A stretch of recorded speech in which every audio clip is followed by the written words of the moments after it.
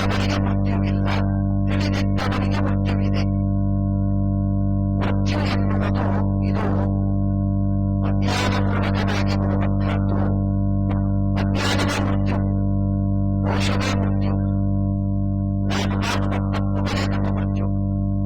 ಅದಕ್ಕೆ ಬೇರೆಯಾಗಿ ಮತ್ತೊಂದು ಮೃತ್ಯು ಅನ್ನೋದು ಅದನ್ನು ಹೆಸರಿಗೆ ಮಾತ್ರ.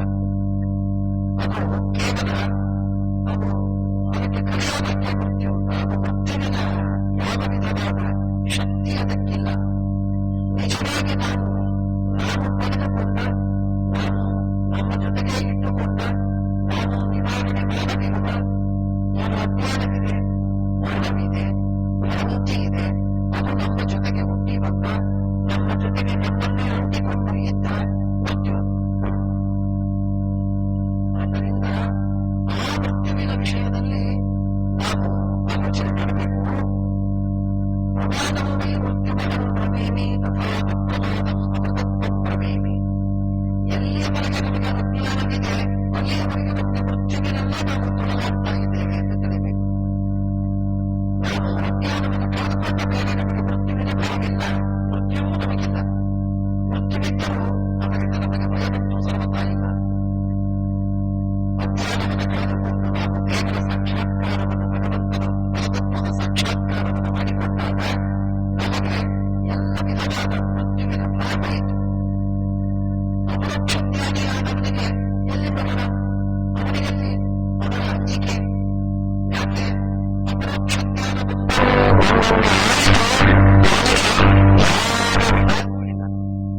ಯಾವ ಭಯವೂ ಇಲ್ಲ. ಅಭಯಂ ಪ್ರತಿಷ್ಠಾಂ ವಿದ್ಯತೆ. ಉಪನಿಷತ್ತು ಹೇಳುತ್ತದೆ, ಅಭಯದಾಯಕನಾದ ದೇವರನ್ನು ಅವನು ಆಶ್ರಯಿಸ್ತಾನೆ, ಅವನ ಆಸರೆಯಲ್ಲಿ ಅವನು ಉಳಿತಾನೆ. ನಾವೆಲ್ಲ ದೇವರ ಆಸರೆಯಲ್ಲಿದ್ದೇವೆ, ದೇವರಲ್ಲಿ ಇದ್ದರೂ ಕೂಡ ದೇವರಲ್ಲಿ ಇದ್ದೇವೆ ಅಂತ ನಮಗೆ ಎಚ್ಚರವಿಲ್ಲ. ಆ ಅಜ್ಞಾನದಿಂದಾಗಿ ನಾವು ಪ್ರತಿ ಕ್ಷಣ ನಾವು ಸಾಯ್ತೇವೆ, ಕಟ್ಟ ಪಡ್ತೇವೆ, ದುಃಖ ಪಡ್ತೇವೆ. ಶತ್ರು ಬರ್ತಾನೆ, ಹುಲಿ ಬರುತ್ತೆ, ರೋಗವಾಗುತ್ತೆ, ಸಾವನಾಯಿತು, ದಾರಿದ್ರ್ಯವಿದೆ, ನಾನಾ ವಿಧವಾದ ಸಮಸ್ಯೆಗಳು ನಮಗೆಲ್ಲ ಪೀಡಿಸ್ತೇವೆ. ಎಷ್ಟು ರೋಗಗಳು ಅಷ್ಟು ನಮಗೆ ಹಿಂಸೆಗಳು, ಮೈಯಲ್ಲಿ ಛಿದ್ರಗಳು ಎಷ್ಟೋ ಅಷ್ಟು ನಮಗೆ ಪೀಡೆಗಳು. ಇದೆಲ್ಲಕ್ಕೆ ಕಾರಣ ಏನು? ಅಜ್ಞಾನ. ದೇವರು ಸರ್ವತ್ರ ವ್ಯಾಪ್ತ, ಆ ದೇವರ ಆಸರೆಯಲ್ಲಿ ನಾನಿದ್ದೇನೆ, ಆ ದೇವರು ನನ್ನನ್ನ ಗಟ್ಟಿಯಾಗಿ ಜೋಪಾನ ಮಾಡ್ತಾ ಇದ್ದಾನೆ, ಭಗವಂತ ನನ್ನ ರಕ್ಷಕ ಅನ್ನುವ ಎಚ್ಚರವಿಲ್ಲದೆ ನಾವು ಒದ್ದಾಡಿ ಕಷ್ಟಪಡ್ತಾ ಇದ್ದೇವೆ. ದೇವರ ಜ್ಞಾನವನ್ನು ಗಳಿಸಿದ ವ್ಯಕ್ತಿಗೆ ಈ ಭಯ ಹೋಗುವುದಿಲ್ಲ, ಹತ್ತಿರ ಬರುವುದಿಲ್ಲ, ಅವನಿಗೆ ಬೇಗವೇ ಆಗುವುದಿಲ್ಲ. ಯಾಕೆ ಅಂದ್ರೆ ಅವನು ದೇವರನ್ನು ತಿಳಿದಿದ್ದಾನೆ. ಈಶಾವಾಸ್ಯವಿದಂ ಸರ್ವಂ ಎಂಬ ಒಂದು ತತ್ವವನ್ನ ತಿಳಿದರೆ ಸಾಕು, ಮನುಷ್ಯನಿಗೆ ಭಯ ನಿಕ್ಕೆ ಹೋಗ್ತದೆ. ಎಲ್ಲ ಕಾಲದಲ್ಲಿ ನಮಗೆ ಭಯ ಬರುವುದು ಕೇವಲ ನಮಗೆ ದೇವರ ಅಸ್ತಿತ್ವದ ಜ್ಞಾನವಾಗದಿದ್ದಕ್ಕೆ, ಅಸ್ತಿತ್ವದ ಜ್ಞಾನವಾಗದಿದ್ದಕ್ಕೆ ಭಗವಂತ ವ್ಯಾಪ್ತ ಅನ್ನುವ ಜ್ಞಾನವನ್ನು ಮಾಡಿಕೊಂಡು ಸರ್ವಸಮರ್ಥನಾದ, ಸರ್ವಜ್ಞನಾದ, ಸರ್ವಶಕ್ತನಾದ, ಸರ್ವೇಶ್ವರನಾದ, ಏನನ್ನು ಮಣಿಸಬಹುದಾದ ದೇವರು ನಮ್ಮ ಸುತ್ತಮುತ್ತ ಇದ್ದಾನೆ, ಕೆಳಗೆ ಮೇಲೆ ಇದ್ದಾನೆ, ಒಳಗ ಹೊರಗೆ ಇದ್ದಾನೆ ಅಂತ ತಿಳಿದಾಗ ನಮಗೆ ಭಯ ಬರಲಿಕ್ಕೆ ಹೋಗುತ್ತಾ ಇಲ್ಲ. ಆ ಜ್ಞಾನ ನಮಗಿಲ್ಲದಿದ್ದ ಕಾರಣ ನಾವು ಇಷ್ಟೆಲ್ಲ ಒದ್ದಾಡ್ತಾ ಇದ್ದೇವೆ. ಈ ಪರದಾಟ, ಸಂಸಾರದಲ್ಲಿ ಓಡಾಟ, ಈ ವಿಧವಾದ ನಾನಾ ವಿಧವಾದ ಕಷ್ಟದಲ್ಲಿ ಕಾಲ ಕಳೆಯುವುದು, ಇದೆಲ್ಲ ಒಂದೊಂದು ಕೇವಲ ನಮಗೆ ಅಜ್ಞಾನದಿಂದ. ಹಾಗಾಗಿ ಪ್ರಮಾದಂ ವೈ ಮೃತ್ಯುಮಹಂ ಬ್ರವೀಮಿ. ದೊಡ್ಡ ಮೃತ್ಯು, ಎಲ್ಲ ಮೃತ್ಯುಗಳು ಸಣ್ಣ ಮೃತ್ಯು, ಆದ್ರೆ ಅಜ್ಞಾನ ಇದು ಪ್ರತಿಕ್ಷಣದ ಮೃತ್ಯು.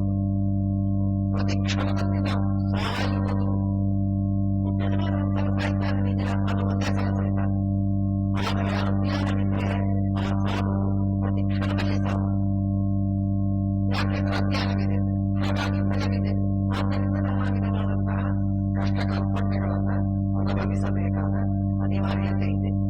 ಆದ್ದರಿಂದ ಪ್ರಮಾದಂ ವೈ ಮೃತ್ಯುಮಹಂ ಬ್ರವೀಮಿ ತಥಾ ಅಪ್ರಮಾದಂ ಅಮೃತತ್ವಂ ಬ್ರವೀಮಿ. ಎಂದು ನಮಗೆ ಅಪ್ರಮಾದ ಬಂತು, ಈ ಪ್ರಮಾದ ಅಜ್ಞಾನ ಹೋಯಿತು, ಇದನ್ನು ಕಳೆದುಕೊಂಡು ಇದನ್ನು ನೀಗೆ ಹಾಕಿದನು, ಅವತ್ತಿನ ದಿನ ನಮಗೆ ಬೆಳಕು, ಅವತ್ತಿನ ದಿನ ಹಗಲು, ಅವತ್ತಿನ ದಿನ ರಾತ್ರಿ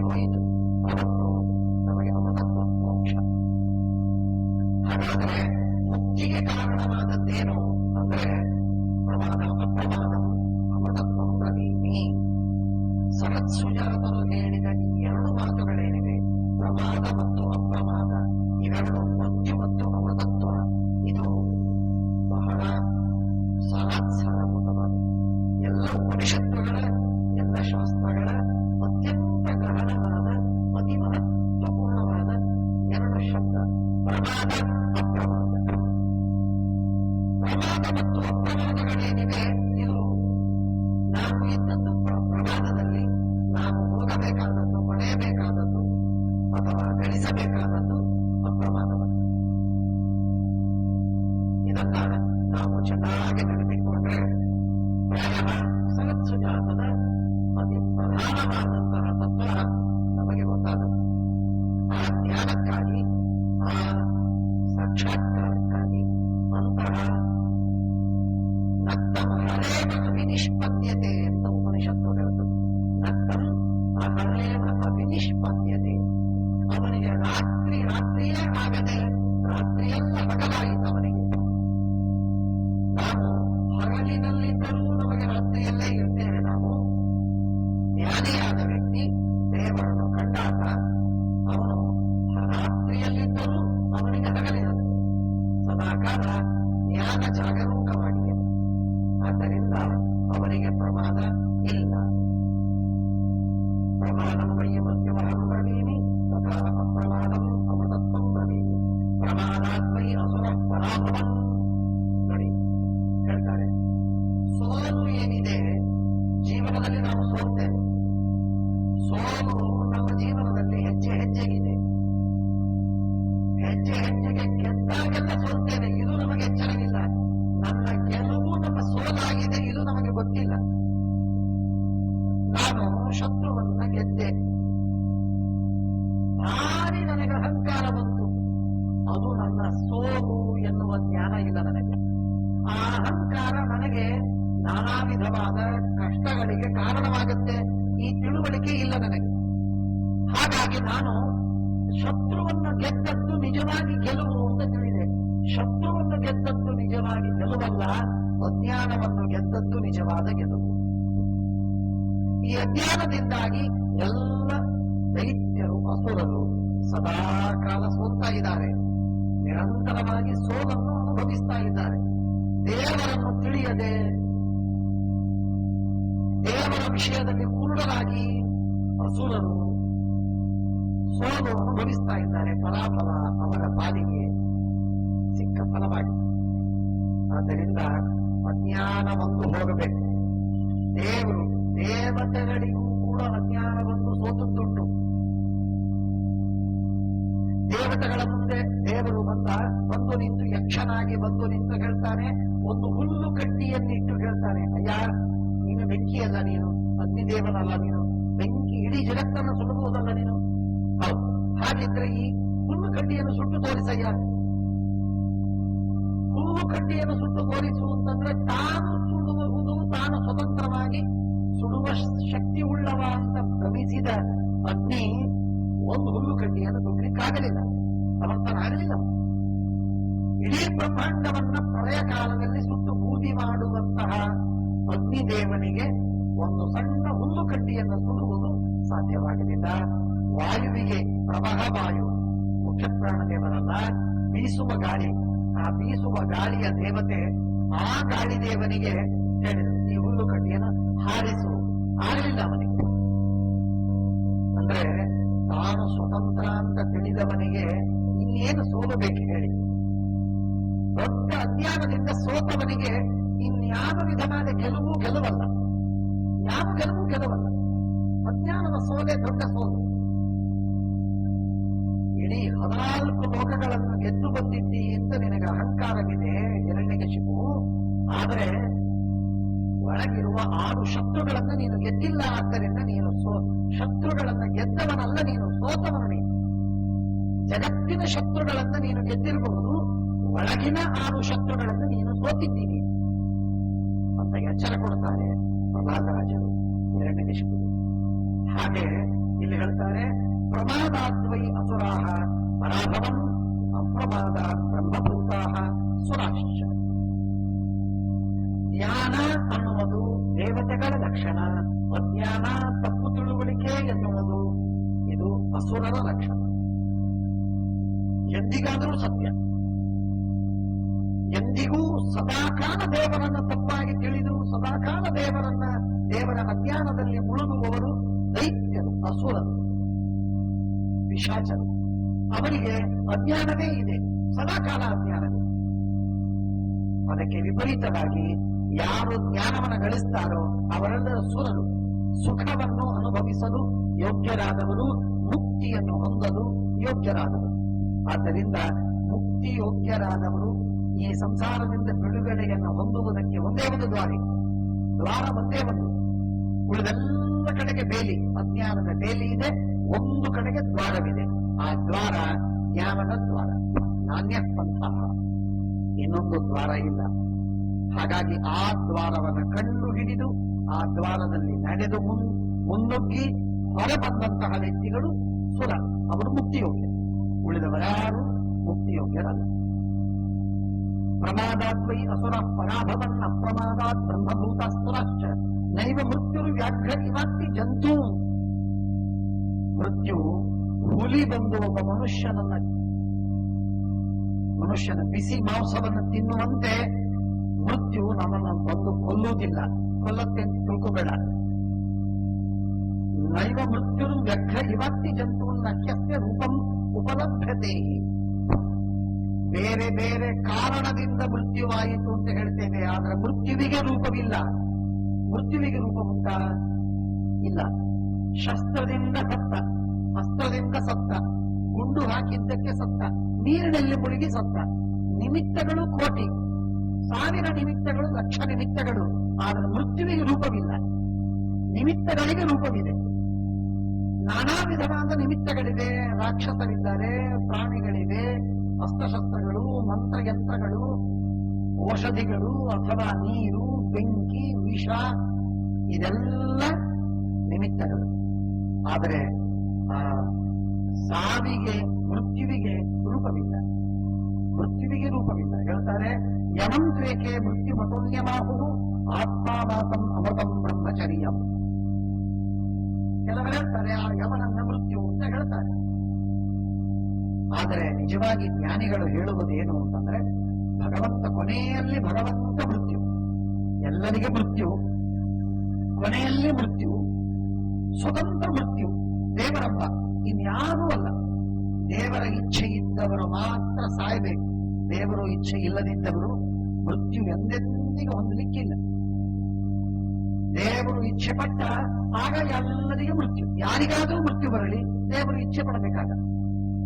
ಆದ್ದರಿಂದ ಪಿತೃಲೋಕೆ ರಾಜ್ಯವನುಶಾಸ್ತ್ಯ ದೇವ ಶಿವ ಶಿವಾನಾಂ ಅಶಿವೋ ಅಶಿವಾನಾಂ. ಮೃತ್ಯು ಅವನ ಯಮ ಅಂತಾದರೆ ಅಥವಾ ದೇವರು ಅಂತಾದರೆ, ಆ ದೇವರು ನಮ್ಮೆಲ್ಲರ ಕಲ್ಪನೆಯಲ್ಲಿ ಏನು, ನಮ್ಮನ್ನ ದಂಡನೆ ಮಾಡ್ತಾನೆ ಅಲ್ಲ, ಪಾಪಿಗಳನ್ನ ಪಾಪ ನೋಡಿಕೊಂಡು ದಂಡನೆ ಮಾಡ್ತಾನೆ. ಪುಣ್ಯವಂತರ ಪುಣ್ಯವನ್ನು ಕಂಡು ಸುಖಗೊಳಿಸ್ತಾನೆ, ಸಂತೋಷಪಡಿಸ್ತಾನೆ. ಇದು ಯಾಕೆ ಮರಿತೀವಿ? ಮರಿಬೇಡಿ. ಪ್ರಾಯ ನಾವೆಲ್ಲ ಜಗತ್ತಿನಲ್ಲಿ ಎಷ್ಟು ದುಃಖವಿದೆ ಅಂತ ಅನ್ನೋದನ್ನು ನೋಡಿ ದೇವರ ಮೇಲೆ ಅಪವಾದವನ್ನು ಹೊರಿಸ್ತೇವೆ. ಆದರೆ ಜಗತ್ತಿನಲ್ಲಿ ಎಷ್ಟು ಸುಖವಿದೆ ಅಂತ ಅನ್ನೋದನ್ನು ನೋಡಿ ಆ ಸುಖಕ್ಕೆ ಕಾರಣನಾದ ಭಗವಂತನಿಗೆ ನಾವು ಯಾರೂ ಕೃತಜ್ಞರಾಗುವುದಿಲ್ಲ. ಜಗತ್ತಿನಲ್ಲಿ ದುಃಖವೂ ಇದೆ, ಸುಖವೂ ಇದೆ. ಸುಖ ದುಃಖಗಳು ಸಮಾನವಾಗಿದೆ, ಹೆಚ್ಚು ಕಡಿಮೆ ಇದ್ದೇ ಇದೆ. ಅಭಿಮಾನಿಕವಾಗಿ ಅಭಿಮಾನ ಹೆಚ್ಚಿದ್ದಕ್ಕೆ ನಮಗೆ ದುಃಖ ಹೆಚ್ಚು ತೋರ್ತದೆ.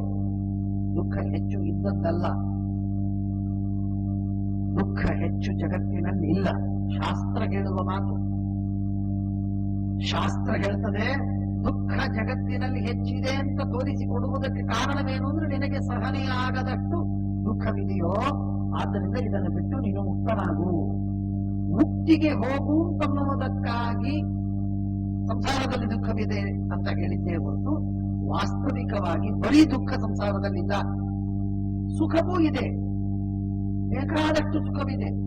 ಎಲ್ಲ ಯೋನಿಗಳಲ್ಲಿ, ಎಲ್ಲ ಜಾತಿಗಳಲ್ಲಿ, ಎಲ್ಲ ಪ್ರಾಣಿ ಪಕ್ಷಿ ಕಿವಿ ಕೀಟ ಜಲಚರ ಖೇಚರ ಎಲ್ಲರಲ್ಲೂ ಕೂಡ ಸುಖ ಇದೆ, ಸುಖ ಇಲ್ಲ ಅಂತಿಲ್ಲ. ಆ ಸುಖ ಅದು ಎಷ್ಟಿದ್ರೂ ಕಡಿಮೆ ಆಗತ್ತೆ ಅಭಿಮಾನದಿಂದ. ದುಃಖ ಎಷ್ಟಿದ್ರೂ ಹೆಚ್ಚಾಗತ್ತೆ ಅಭಿಮಾನದಿಂದ. ಹಾಗಾಗಿ ಮನುಷ್ಯನಿಗೆ ದುಃಖ ಹೆಚ್ಚು ಅಂತ ತೋರ್ತದೆ, ಸುಖ ಕಮ್ಮಿ ಅಂತ ತೋರ್ತದೆ. ವಾಸ್ತವಿಕವಾಗಿ ಸುಖ ಕಮ್ಮಿ, ದುಃಖ ಹೆಚ್ಚು ಎನ್ನುವ ಮಾತಿಲ್ಲ. ಪುಣ್ಯ ಪಾಪಗಳು ಸಮಾನವಾಗಿವೆ ಜಗತ್ತಿನಲ್ಲಿ ಪ್ರಾಯ. ಆದ್ದರಿಂದಾಗಿ ಸುಖ ದುಃಖಗಳು ಜಗತ್ತಿನಲ್ಲಿ ಪ್ರಾಯ ಸಮಾನವಾಗಿದೆ. ಇದೇ ಶಾಸ್ತ್ರ ನಿರ್ಧಾರ. ಹೀಗೆ ತಿಳಿಬೇಕು. ಅದಕ್ಕಾಗಿ ಶಾಸ್ತ್ರ ಹೇಳ್ತದೆ, ಶಿವ ಶಿವಾನಾಂ, ಯಾರು ಪುಣ್ಯಕರ್ಮವನ್ನು ಮಾಡಿದವರೋ ಪುಣ್ಯಾತ್ಮರೋ ಅವರಿಗೆ ಭಗವಂತ ಮಂಗಲಕರನಾಗಿ ಸುಖಪ್ರದನಾಗಿ ಸಂತಸ ಕೊಡುವವನಾಗಿ ಭಗವಂತ ಇದ್ದಾನೆ. ಪರಮಾತ್ಮ ನಾವೆಲ್ಲ ಎಷ್ಟು ಸುಖವನ್ನು ಅನುಭವಿಸ್ತೇವೆ, ದಿನಕ್ಕೆ, ವರ್ಷಗಳಿಗೆ, ಜೀವನದಲ್ಲಿ, ಜನ್ಮ ಜನ್ಮಾಂತರಗಳಲ್ಲಿ ಎಷ್ಟು ಸುಖವನ್ನು ಅನುಭವಿಸ್ತೇವೆ. ಇಷ್ಟೆಲ್ಲ ಅನುಭವಿಸುವ ಸುಖಕ್ಕೆ ಯಾರು ಜವಾಬ್ದಾರರು? ದುಃಖಕ್ಕೆ ನಾವು ಮಟ್ಟು ಮಾಡಿ ತೋರಿಸ್ತೇವೆ ದೇವರು ಕಾರಣ ಅಂತ. ಅದೇ ದೇವರು ನಮ್ಮ ಸುಖಕ್ಕೂ ಕಾರಣ ಅಂತ ಒಟ್ಟು ಮಾಡಿ ತೋರಿಸ್ತೇವಾ? ಇಲ್ಲ. ಇದಕ್ಕಾಗಿ ಮನುಷ್ಯ ಸ್ವಾರ್ಥಿಯಾಗಿದ್ದಾನೆ. ಸುಖ ಆಯಿತು ತನ್ನ ಪ್ರಯತ್ನದಿಂದ, ದುಃಖವಾಯಿತು ದೇವರ ಅವಕೃಪೆಯಿಂದ. ಹೀಗೆ ವೈಷಮ್ಯದಿಂದ ನೋಡುವಂತಹದ್ದು ಮನುಷ್ಯನ ಸ್ವಭಾವ. ಇದು ಮತ್ತೆ ಪ್ರಮಾದವೇ. ಶಿವ ಶಿವಾನ ಅಶಿವೋ ಅಶಿವಾನ ಅಸ್ಯಾದೇಶಾನ್ ನಿಸ್ಸರತೆ ನರಾಣಾಂ ಕ್ರೋಧ ಪ್ರಮಾದೋ ಲೋಭರೂಪಶ್ಚ ಮೃತ್ಯು. ಬಹಳ ಸುಂದರವಾದ ಮಾತನ್ನು ಹೇಳ್ತಾ ಇದ್ದಾರೆ. ಆ ಭಗವಂತನ ಆದೇಶದಿಂದ, ಆ ಭಗವಂತನ ಅಣತಿಯಂತೆ ಜಗತ್ತಿನಲ್ಲಿಯ ಜೀವರಾಶಿಗೆ ನಾನಾ ವಿಧವಾದ ಸಿಟ್ಟು, ಪ್ರಮಾದ, ಲೋಭ, ಮೃತ್ಯು, ಮೋಹ, ಅಹಂಕಾರ ಇತ್ಯಾದಿಗಳೆಲ್ಲ ಬರುತ್ತೆ. ಜಗತ್ತಿನಲ್ಲಿ ಯಾರಿಗೆ ಏನೇ ಭಾವಗಳು, ವಿಕಾರಗಳು ಆಗತ್ತೆ ಅಂತಾದ್ರೆ ಭಗವಂತನ ಆದೇಶದಿಂದ, ಭಗವಂತನಿಂದಾಗ. ನಮ್ಮ ಕರ್ಮಗಳನ್ನ ನೋಡಿ ಆ ಕರ್ಮದ ಪಟ್ಟಿಯ ಅನುಗುಣವಾಗಿ ಭಗವಂತ ನಮಗೆ ಯಾವ ಭಕ್ತಿಗೆ ಯಾವ ಭಾವ ಬರಬೇಕು ಆ ಭಾವವನ್ನು ಕೊಡ್ತಾನೆ. ಹಾಗಾಗಿ ನಮ್ಮ ಪೂರ್ವ ಸಂಸ್ಕಾರ ಮತ್ತು ಪೂರ್ವ ಕರ್ಮ ಅದಕ್ಕನುಗುಣವಾಗಿ ಭಗವಂತ ನಾನಾ ವಿಧವಾದಂತಹ ಭಾವಗಳನ್ನು ಕೊಡ್ತಾನೆ. ಸುಖ ದುಃಖಗಳು ಕೊನೆಯಲ್ಲಿ ಅದಿರಲಿ, ಅದು ಬೇರೆ. ಅದು ಬಿಟ್ಟು ಅದಕ್ಕೆ ಕಾರಣವಾದ ಪಾಪ, ಪಾಪಕ್ಕೆ ಕಾರಣವಾಗಿರುವ ಭಾವಗಳು, ನಾನಾ ವಿಧವಾದ ಮನಸ್ಸಿನ ವಿಕಾರಗಳು, ಆ ಮನಸ್ಸಿನ ವಿಕಾರಗಳನ್ನೆಲ್ಲ ಉಂಟು ಮಾಡುವುದು ದೇವರೇ. ಭಗವಂತ ಗೀತೆಯಲ್ಲಿ ಹೇಳ್ತಾನೆ, ಬುದ್ಧಿರ್ಜ್ಞಾನಂ ಅಸಮ್ಮೋಹ ಕ್ಷಮ ಸತ್ಯಂ ನಮಃ ಶಮಃ ಸುಖಂ ದುಃಖಂ ಹವೋ ಭಾವಃ ಭಯಂಚ ಅಭಯಮೇವ ಚ ಅಹಿಂಸಾ ಸಮತಾ ತುಷ್ಟಿ ತಪೋ ದಾನಂ ಯಶೋ ಅಯಶಃ ಅಥವಾ ಯಶೋ ಯಶಃ ಭವಂತಿ ಭಾವಾ ಭೂತಾನಾಂ ಮತ್ತ ಏವ ಪೃಥಗ್ವಿಧಾಃ.